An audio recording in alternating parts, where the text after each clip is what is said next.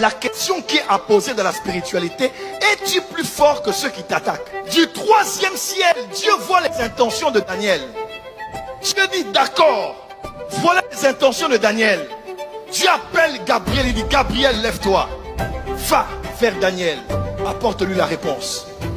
Du troisième ciel où il était, il descend et il vient vers Daniel. Il passe par le deuxième ciel. Il est arrêté par le prince de Perse. Prince de Perse, la Perse c'est l'Iran actuel. Il dit le prince de Javan arrive. Javan c'est la Grèce de l'époque. Quelqu'un est avec moi? Le prince de Perse l'arrête et il commence à lutter. Il commence à lutter. Et c'est Gabriel qui raconte ça. Il dit jusqu'à ce que Michael, l'archange Michael, il vienne et il a ouvert la voie et Gabriel a pu descendre. La question à poser: comment un mandaté de Dieu peut être arrêté par un mandaté du diable? Je vais encore plus loin.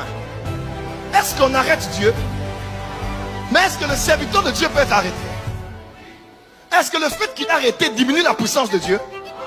En d'autres termes, ça ne dépend pas de à qui tu appartiens, mais ça dépend aussi de combien tu es fort toi-même. Un jour, quelqu'un a dit, mais prophète Joël Francis Tatou, et puis il déclare, celui qui est en moi est plus fort que celui qui est dans ce monde. J'ai dit, mais c'est vrai. On a dit celui qui est en toi, on n'a pas dit toi. On a dit celui qui est en toi, on n'a pas dit toi. Celui qui est en toi, on ne l'arrête pas, mais toi, on peut t'arrêter. Ceux qui ont dit ça, certains sont morts de cancer. Ceux qui ont dit ça, certains sont morts avant le temps. Ceux qui ont dit ça, certains ont été mangés par la sorcellerie.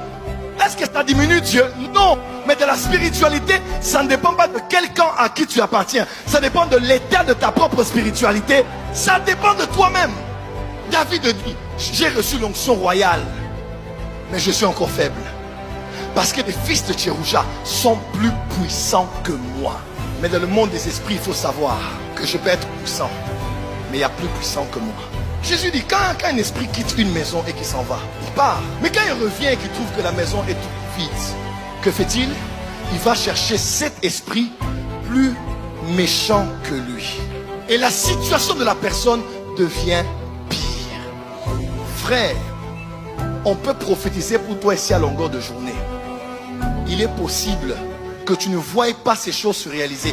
Pas parce que la prophétie n'est pas forte. Pas parce que le Dieu qui a parlé est menteur.